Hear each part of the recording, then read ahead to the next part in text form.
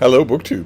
Well, it's Wednesday, and that means Epic Comic Book Wednesday, when Michael K Vaughan and I combined the forces of stately Vaughan Manor and Hyde Cottage to talk about comic books, some particular creator or concept or a deep theological question. It's always Mike's choice. He gets to decide what we're going to talk about, and he picked a great item this time around. A classic from the mid-1970s, long before I was born. A thing that was known to be a classic pretty much immediately when it appeared. The two big superhero comic book companies, Marvel Comics, the home of Freudian superheroes with lots of hang-ups, man, like Spider-Man or the Fantastic Four or the Hulk or whatnot, and DC Comics, the home of real superheroes, Superman, Batman, Wonder Woman, Aquaman, Green Lantern, The Flash, had a rivalry. Obviously, a literal one on the newsstands, but also a playful one in the banter between what was called the two bullpens of the companies, the two creative crews. Those bullpens were a lot less porous then than they are now. It is expected now that if you make a splash as a comic book writer or artist at Marvel, you will spend time at DC and vice versa. But at the time, not quite so much. And so it was an amazing thing when suddenly there appeared an oversized Treasury edition of a team-up between Superman and Spider-Man. Superman being the flagship character of DC Comics, the first and greatest superhero of them all, and Spider-Man being the most popular comic book character at the time, the face of Marvel Comics in the years before Wolverine and the X-Men took off. I was going to say it was a bombshell to me, but of course it was years and years, decades before I was born. But had I been alive in the 1970s, had I been having fun in Manhattan and Iowa and Boston in the 1970s, had I found this thing on the newsstand, I would have been astonished. I was reading Superman and Spider-Man at the time. Superman was appearing in World's Finest and Action Comics, and of course Superman Comics, and he was also regularly featured in the Justice League.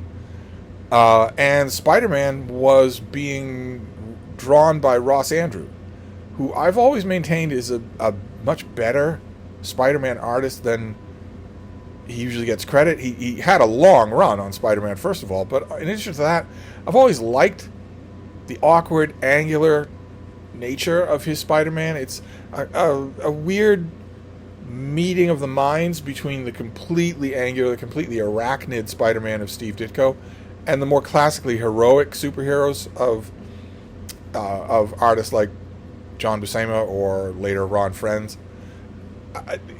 Ross Andru also had a bent for photorealistic backgrounds and really good panel arrangements.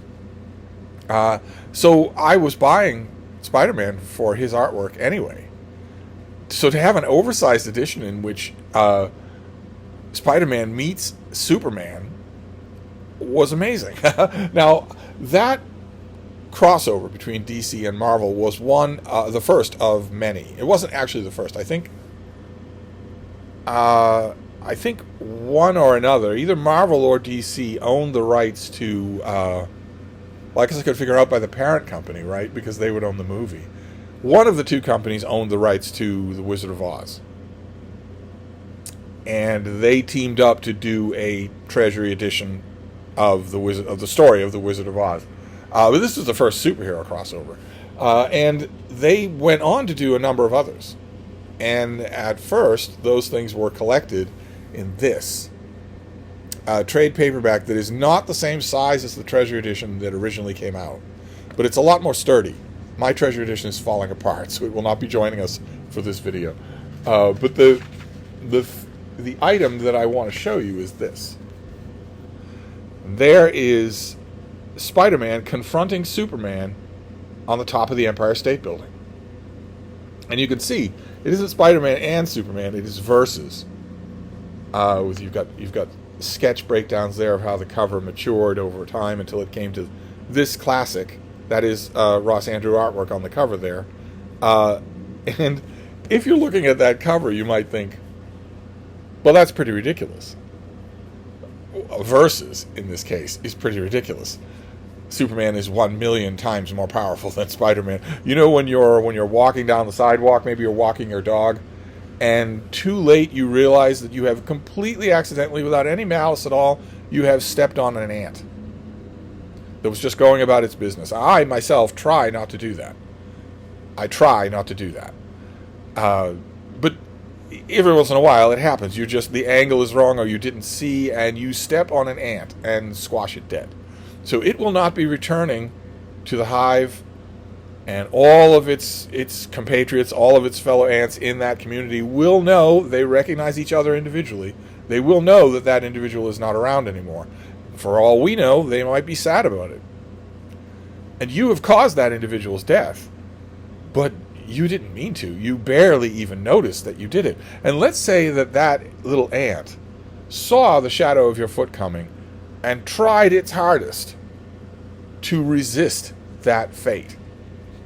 Ants are pretty powerful as insects go. What if it tried its hardest to do that? It's still a fraction of a second. The fight would last a fraction of a second, and you would basically not be aware that it was happening. That is Superman versus Spider-Man. That is Superman versus anyone, with a tiny handful of exceptions. Certainly not a teenager with radioactive powers of a bug.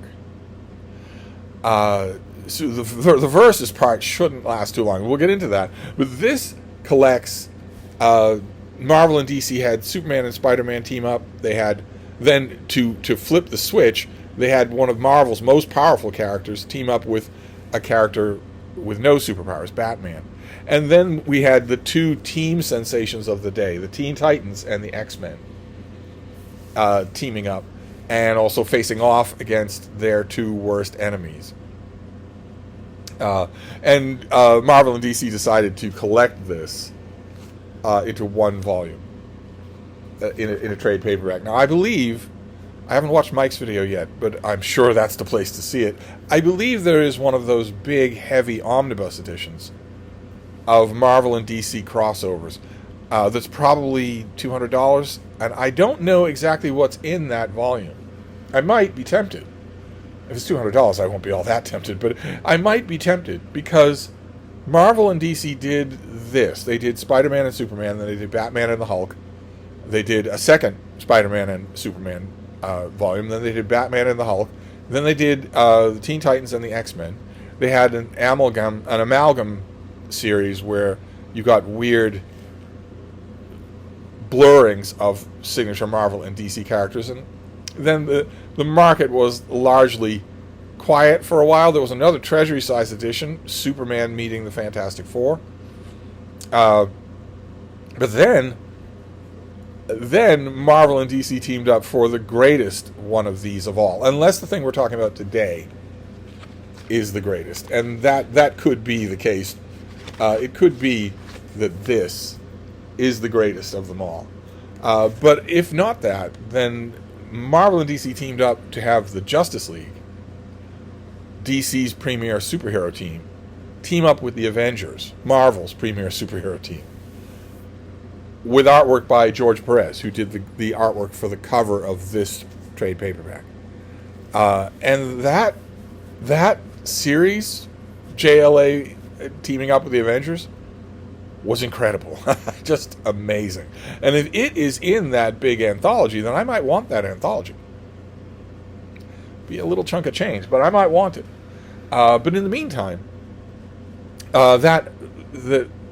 you got this original Treasury edition, which was bigger. Actually, comic book companies still make them. DC Comics just came out with a Treasury edition. This thing, Superman, Hero for All, which, as you can see, is considerably bigger than a normal comic book. This is part of their Summer of Superman extravaganza in support of their new movie. As you can tell, because the artist on the cover gives this picture of Superman the wonky eye of David Cornsweet's Superman in one trailer that sent the neck-bearded quasi-fascists online into conniption fits. Because the AI didn't render precisely perfectly for one fraction of 1 second in one action scene in one trailer. And I think maybe as a little nudge to those neck-bearded quasi-fascists, they give Superman the wonky eye on the cover, but not where it counts. Not in the big Superman ending there. He's got normal eyes there. This is fantastic. This Treasure Edition is fantastic. I wrote about it on my revived literary blog, Steve Reads. It's just incredibly good. Very interesting in a lot of ways. I mean, it's a great big story, just a big story with redondo artwork. It's just amazingly good, amazing all throughout. But in the middle of the story, there's a flashback sequence to all of Superman's life, and it is not by Redondo. What's Redondo's first name? I should do that. I should tell you that because his artwork is so... Bruno Redondo's artwork, just amazing. But the insert recounting the continuity of Superman's life was drawn by Dan Jurgens, who wrote this comic, and who is himself a fan favorite Superman artist. So we get a different art style recalling Superman's past. And we see some things that... I don't know. I notice these things. I don't know whether I'm supposed to or not. I don't know whether how much it means. I don't know whether or not Superman Hero for All is in Superman continuity. But you notice, that flying posture, that was made famous by John Byrne in his Superman Man of Steel miniseries. When we first see Superman in costume flying in the Man of Steel miniseries that reintroduced the character and revamped his origin decades ago, we get him in this pose. And that is John Byrne. That was John Byrne, the writer and artist for Man of Steel, signaling to the comic book world that Clark Kent does not put on his Superman costume until he's an adult. Superman's retrofitted origin story did not have Superboy. Superman did not put on a costume in Smallville as a teenager. But that is Superboy. And he has Superdog, Crypto the Superdog, and there's a Legion flight ring right there. So, is Superboy back in the continuity of DC Comics? Well, I don't know, and I don't know that we'll ever know. But even more intriguingly, I wrote about this on Steve Reads, even more intriguingly, in a relatively recent, stupid plot decision, Superman's Kryptonian father, Jor-El, is revealed to have survived the destruction of Krypton. And in a weird storyline, he decides to take Superman and Lois Lane's young son, John Kent, with him into an alternate dimension. For some, I've read those issues over and over again. For some unknown reason, Lois Lane and Superman agree, even though this scarred Jor-El is obviously insane. For some reason, they agree. I think the reason was the creative zealots and the threat of blackmail on Twitter on the corporate level. I don't think there was a storytelling reason for it. The 12 psychos on Twitter realized that they wanted another head on their wall. They wanted a gay Superman. Well, the superhero company is not going to let you make Clark Kent gay. Even in the early 2000 teens when you were making everyone gay. You still can't do that. You can't mess with the money. So you can't make Batman gay. You can't make Superman gay. But they still wanted a gay Superman. And I think those 12 psychos with blue hair and livestock rings in their noses, with the threat of a mob behind them on social media, went to the powers that be at DC Comics and said, well, okay, if we can't have Clark Kent gay, then we need to age up John Kent. We need to make him a teenager so that we can make him gay. And I think they were either got a voluntary yes for that or an involuntary yes for that, but they did get a yes for it. So John Kent comes back as a teenager, and he's super gay. He comes out as super gay. He has a pink-haired boyfriend. A character decision that every single comic book fan loathed. They loathed it. Not just because it was so performative, it was so obviously sick, but also because it wasn't just those 12 psychos saying, we really want what they had the gall to call representation. It was also that they hate the family. They hate organic families. That's where the whole found family thing comes from. It's such importance for them, is that they hate organic families. And they wanted, Clark Kent and Lois Lane had one, and they wanted to destroy that. By this white bread picture, as several of them said on social media, of a white man, his white wife, and their white little boy in a white picket fence. They wanted to destroy that. So John Kent came back as a teenager. So his father and mother missed years of his development. And who knows if there was ever even a conversation about what happened with his crazy grandfather. And I was expecting, when I saw this Dan Jurgens pictorial reprint, his reprise of Superman's past, that we would get that. And we don't. We don't. We very pointedly don't. We get Crazy Jor-El. And so he's in the picture. But we get a boy. We get John Kent as a boy there with Batman's son. And I thought, okay, well, but this is Superman recalling all of this, so maybe it isn't true, in the present of the comic book. But no, when the storyline is over, John Kent is still a boy. So I don't know what that means, but I didn't pay much attention to continuity red herrings because this was so grand. It's such a big story. And the same thing was true. The same thing was actually trailblazed by the comic that we're talking about today, by Superman versus Spider-Man, which starts with this amazing Ross Andru two-page spread there, where Superman is facing a giant robot that is ransacking Metropolis, and the person in control of the giant robot is Lex Luthor. The 1970s Lex Luthor, who wore a purple and green jumpsuit and used all sorts of high tech to bedevil Superman. He was not. John Byrne came up with the idea of making Lex Luthor into a businessman, a corrupt businessman.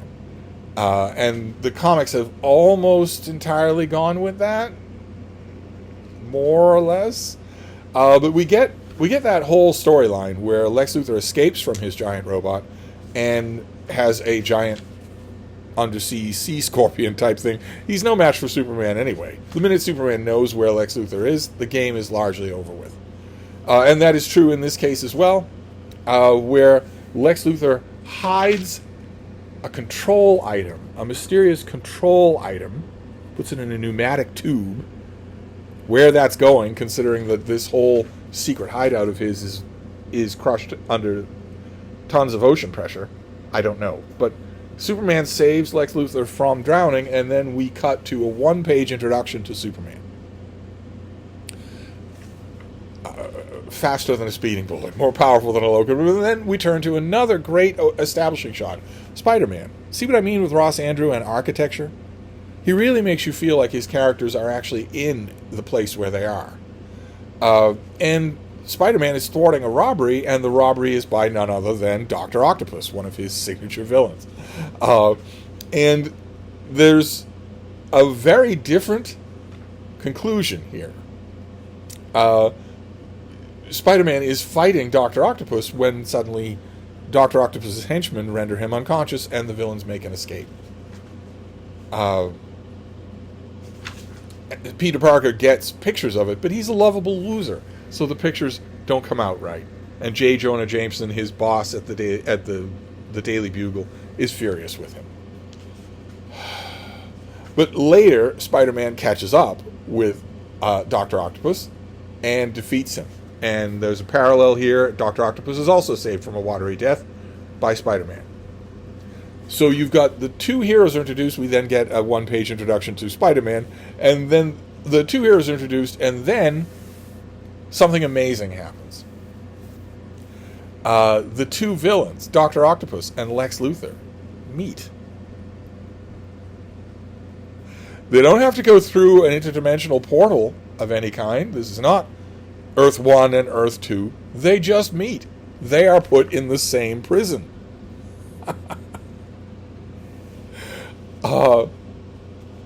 They don't appear to know each other. Or rather, Dr. Octopus knows Lex Luthor. He recognizes Lex Luthor. But when he calls out to Lex Luthor, Luthor says, "Do I know you, sir?"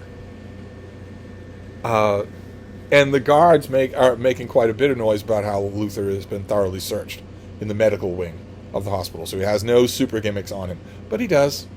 He has the components of a super gimmick and fake skin on his arm, with which he makes a sonic disruptor that also emits an energy pulse that allows the sonically incapacitated Dr. Octopus to be reunited with his arms. Why the arms are anywhere near this prison, I don't know. But nevertheless, it's true. Dr. Octopus is reunited with his arms, which gives them the physical power they need to escape from prison. Why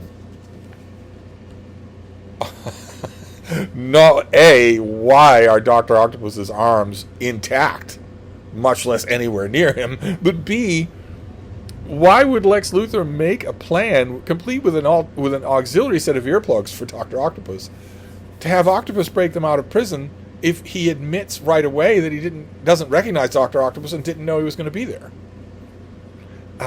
It's a little bit of a hole. This was written by Jerry Conway, who was no stranger to plot holes, but still managed to tell a great story. And we get quick origin stories for Dr. Octopus and Lex Luthor. But what the key here is that that was just the prologue. In the first chapter, there is a gathering at a space museum, and all the news organizations are going there.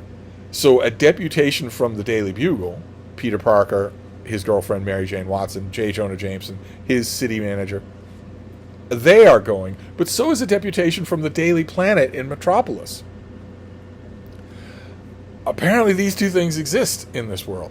So Morgan Edge, the studio head, and Clark Kent and Lois Lane go to this event together and are surprised by the appearance of Superman, who swoops out of nowhere and appears to disintegrate Lois Lane and Mary Jane. Clark Kent and Peter Parker are absolutely astonished at this. Not least because Clark Kent knows that can't possibly be Superman. And there's a funny bit where Peter Parker wants to know where the phone booths are, but of course they've been replaced by these things, by these little kiosks. A neat little signature, a little pre-sentiment of a great moment in the Superman movie that would come out the following year, where a nod to the dumb old idea that Superman and I guess Spider-Man, although we'd never seen him do it before, would change from their civilian garb into their superhero uniforms in the closed confines of a phone booth. And those of you who are, I don't know, you'd have to be pretty damn old not to be confused by that.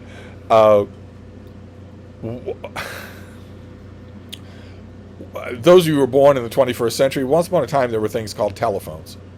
They weren't the supercomputer that you have in your pocket. They were stationary, they were connected by landlines, and you had to use coins to operate them in public. And you might be thinking of one of those kiosks, exactly like these, that you might have seen on a city street somewhere. I think there are 1,000 of them left in the country. Before that, there were booths that were 10 feet tall that had a phone book chained to the phone and a little bench on the inside. They were transparent. There was glass on all sides. But you could open that door, go in, and make a phone call in relative privacy. Once you closed that door, it was hard to overhear what you were saying. And you might be thinking, well, okay, that doesn't help you either. If you wanted to change into your superhero costume secretly, that doesn't help you either. And you're right. But a long, long time ago, those phone booths were actual booths. They had a door. It was completely private. There was no glass. It was completely private. You could go in there and be in a solitary booth to make a call. That's how old this callback is. All throughout this, not only this sequence in the museum, but all throughout this comic, John Romita Sr. is giving little touches up here and there, faces that he thought weren't quite right, but mostly it's Ross Andru. And Superman Clark Kent and Peter Parker immediately change into Spider-Man and Superman in order to find out what's going on here. And they meet. Now, that's not going to seem like much to you, but that was utterly astonishing to my grandfather's generation back then, reading it for the first time. That was utterly astonishing. That Spider-Man and Superman would not need any kind of cosmic MacGuffin to meet. It's one of the huge innovations of this comic book and the ones that followed it, which is that the Marvel universe and the DC universe are the same universe. No flash of two worlds is necessary. No alternate, no cosmic treadmill, no nothing. These are all happening in the same universe. Which is pretty amazing. When I saw this panel, I thought, you have got to be kidding me.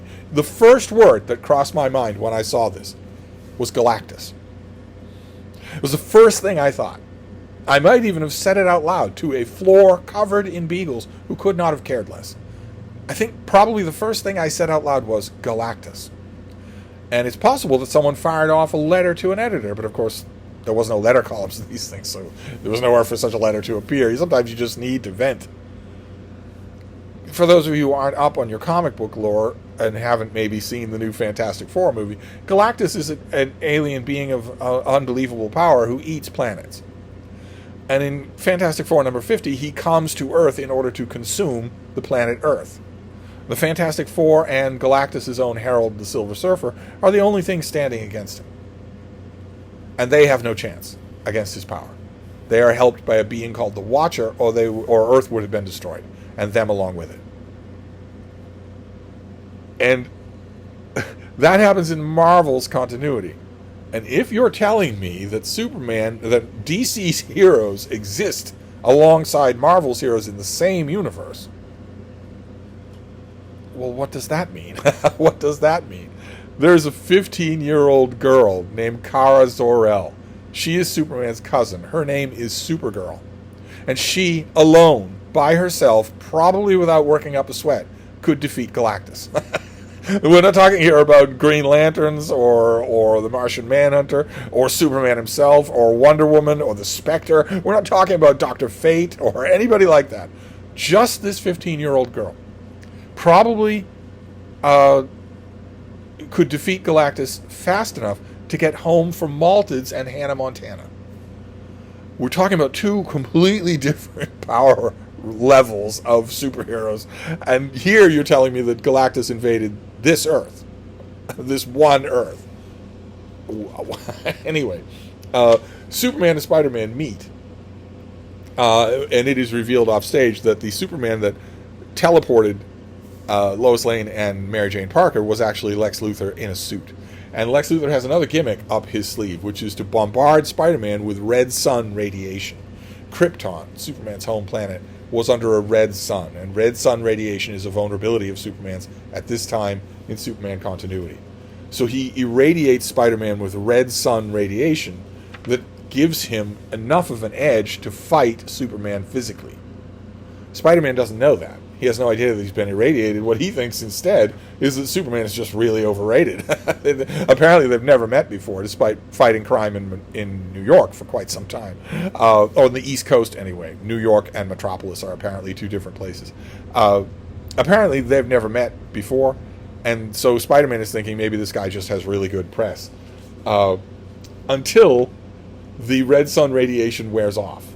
But before it completely does, Spider-Man succeeds in angering Superman, which in the 1970s and now and at any other point in DC continuity, if Superman is being done right, is a very bad thing to do. Most of the world is utterly relying on the fact that Superman is tough to anger. He's an easygoing Midwestern guy. Spider-Man succeeds in angering Superman, and Superman dodges a punch of his, first of all, and then decides to punch him. Just that. And at the very last minute, realizes, great Krypton, great Scott, what am I doing? I can't punch this guy. I can't punch anybody. I'll kill him. I'll knock his head clean off. he realizes, great, Krypton, what am I doing? If this blow connects, it will kill him. So he pulls his punch, and it's just the wind of the punch that hits Spider-Man, not the punch itself. And it sends him flying across the air, through buildings, etc., etc. And by that point, the red sun radiation is completely worn off. There's this classic bit where Spider-Man is trying to hurt Superman, and it's just not working. There's no. That's the point I was trying to make with the ant analogy at the beginning. There's no contest here. I know that Stan Lee was fond of telling fans would write in and say, can the Thing defeat the Hulk or whatnot? Can Daredevil defeat the Submariner? And Stan Lee was fond of telling them, sometimes he typed out the letters himself, was fond of telling those fans, well, every superhero is somebody's favorite. And he didn't want it to rain on anybody's parade, so he would often tell people, well, anybody can have a bad day, right? And anybody can also have a great day or a lucky day. So who's to say? There's drama when these characters meet. Stan Lee used to be fond of saying that, but the DC universe mops the floor with the Marvel universe. It's not even worth talking about. They mop the floor. It's ridiculous. Wonder Woman alone could defeat the Avengers. So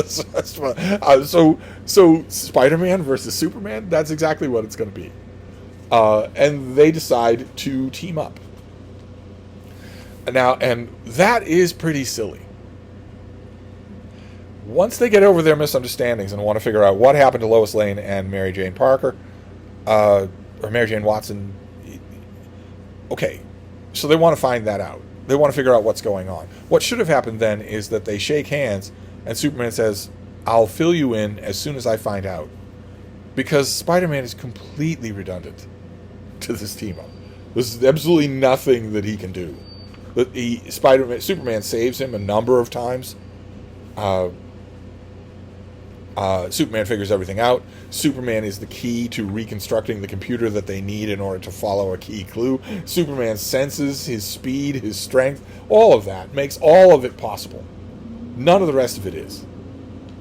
Nevertheless, somehow or for some reason, Superman wants Spider-Man along. Especially when they realize Lex Luthor's grand plan. Dr. Octopus doesn't have a plan here. He's basically Lex Luthor's henchman. He has duplicity at heart. At one key moment, we see him thinking that the amount of money that Lex Luthor wants to extort from the governments of the world is not enough for two people. So he is planning on turning on Lex Luthor. But he hasn't done it yet. He's mainly taking Luthor's dictation, just like Spider-Man is taking Superman's dictation.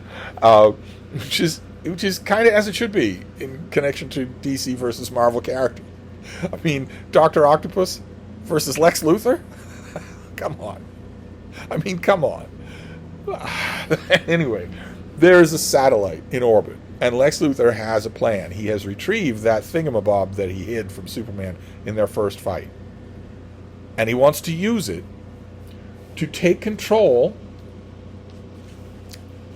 of a communications satellite that is unfolding in orbit over Earth now. He wants to take control of that satellite and use it for his ends. Use it to extort money from the governments of the world, because their peril is hanging over their heads in orbit, and he's the one who controls it. So here in 1976, we are getting a comic book in which Spider-Man and Superman fight Elon Musk. And there's an odd line here that's always confused me, where Lois Lane and Mary Jane are being held captive here. And Lex Luthor tosses off a line here. I'm pleased you're still well. I hope you enjoyed your little trip. Teleportation can sometimes be quite unsettling, I know. Okay, then why hasn't Lex Luthor teleported Superman? Only just don't rematerialize him. If you have that ability to snatch people out of nowhere. Anyway, Superman and Spider-Man have to fight. Obviously, they have to fight this menace once it's revealed that Elon Musk is going to create ecological disaster, and maybe there won't be a courageous, crazy MAGA Republican congresswoman to to introduce legislation to make weather manipulation a crime. Maybe there isn't. Maybe she hasn't been born yet. So they have to fight them on their own. They have to fight Elon Musk on their own. And they switch opponents, which is ridiculous, for a number of different reasons. Let me show you two. One is that even dazed and confused, Superman is, again, a million times more powerful than the arms of Dr. Octopus. And two, Lex Luthor, for all of his genius, he is the smartest man in the world, is just human. So the same question arises with him that arises with Dr. Octopus in all those episodes where he fights Spider-Man. That would kill him. Spider-Man might be a Marvel hero, but he can lift 10 tons. He is a superpowered being, even pulling his punch. Lex Luthor would not still be fighting after being punched in the face by someone who can lift a Volkswagen. It wouldn't happen. But the key moment in this confrontation, when Lex Luthor, he points, or Elon Musk points to his satellite and tells them that he has unleashed chaos that will destroy the world because he hasn't been paid the ransom that he is deserved. Because his electric vehicle mandate was not passed, so it was not possible for governments to bribe their citizens into buying his product. And that's made him mad enough to destroy the world with his Tesla satellite. And Spider-Man makes a great point. It's not just that Lex Luthor's genius is larger than life, the way all characters in DC Comics are. It's not just that his intellect is larger than life, as all things in DC Comics are and should be. They should all be like this. Always larger than life. Lex Luthor is great in this. Just great. It's not just that. It's also that his egomania is greater. He wants to destroy the world. Spider-Man has to point out to Dr. Octopus in this great sequence. He says, "You hear that, Ocky? He's going to destroy the Earth. Where are you going to spend your loot then?" And Dr. Octopus says, "Dear Lord, he's mad. I can't let you do it. Luthor, the Earth is my home too." Which is awesome. That, I admit, is awesome. Stan Lee gave us these very human heroes. And most of the time I think that's mockable, but when the chips are down, I liked it. I liked that Jerry Conway, the writer, was smart enough to make a key difference in the essence of Marvel and DC, a key turning point in the comic itself, which is that in DC Comics, Lex Luthor can want to destroy the world, but in Marvel Comics, Doc Ock is going to wonder where he's going to spend his loot. He's going to be more human. I like that Jerry Conway got that, and then everything is wrapped up. And Dr. Octopus and Elon Musk are sent away to prison, this time presumably with an even better search.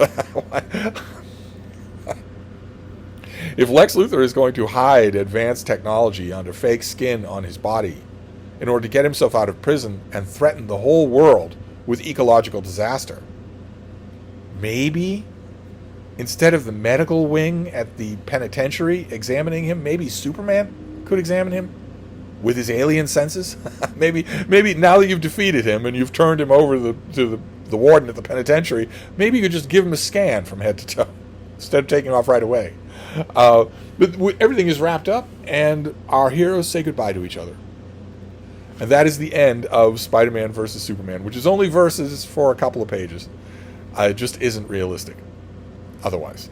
And there was a sequel to this where Superman fights the Hulk, and I don't know, for a brief moment, a minute here or there, Spider-Man seems like he's going to fight Wonder Woman. This was in the 70s, so Wonder Woman was, God only knows what kind of creative desert she was in. I have no idea. Wonder Woman is also a million times stronger than Spider-Man, but I bet the writers at the time did not think so. Wonder Woman can also see in the dark, so when Spider-Man turns the lights off and uses his spider sense to navigate, she would easily be able to see him. And at when he turns the lights off, he says, "Well, I'm proving that I'm your friend because I could be beating the crap out of you right now." She wouldn't even feel it. If he could beat her, he could punch her until the cows came home, and she wouldn't even feel it. The real Wonder Woman, a character as powerful as Superman, I don't like the sequel to this has some good moments, but the idea is clearly that the power levels are equivalent. Superman and the Hulk, Spider-Man and Wonder Woman, and that's not true. That's not true. It's Superman and Wonder Woman, then the Hulk, then Spider-Man far, far below. And the third one, where it's the Hulk versus Batman, also just a tiny bit misjudged, I think. Just a tiny bit misjudged. Comic writers who maybe don't have a perfect feel for Batman will always think that he's just a guy in a suit. I'm not the biggest Batman fan in the world, but it's a really bad comic writing mistake to consider him weak. So I was very glad that Batman's confrontation with the Hulk in that third crossover goes the way I wanted it to. As far as I'm concerned, the less said about the X-Men and the Teen Titans, the better.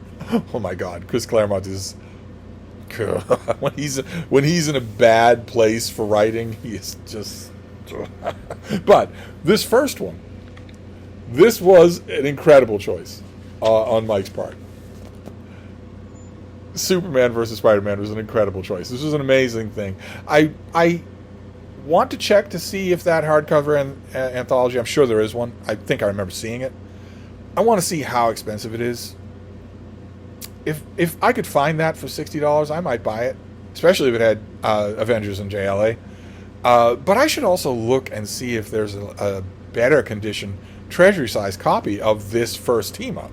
Mine is falling apart. I have read it too many times. Too many times. So I need another one. I need a replacement copy. So I should try to either to find it online or to go across the river to Millionaire Picnic and see if maybe they have a copy in a bag up on the wall. That'd be a lot of fun. I'd rather give them the business than give it to some creep online. But I really should have that a better condition copy of that. It was in such bad condition that I can't even show it to you. That's pretty bad. I saw it on the shelf with all the other treasure editions that I have and thought, you can't really move that. The cover will come off. Both covers will come off. Anyway, that's our comic book for today. Superman versus Spider-Man from the 1970s. An inspired choice. So I will wrap this up for now. Sorry to have gone on at great length. I'll leave a link to Mike's video down below, and I'll be back. Thank you, BookTube.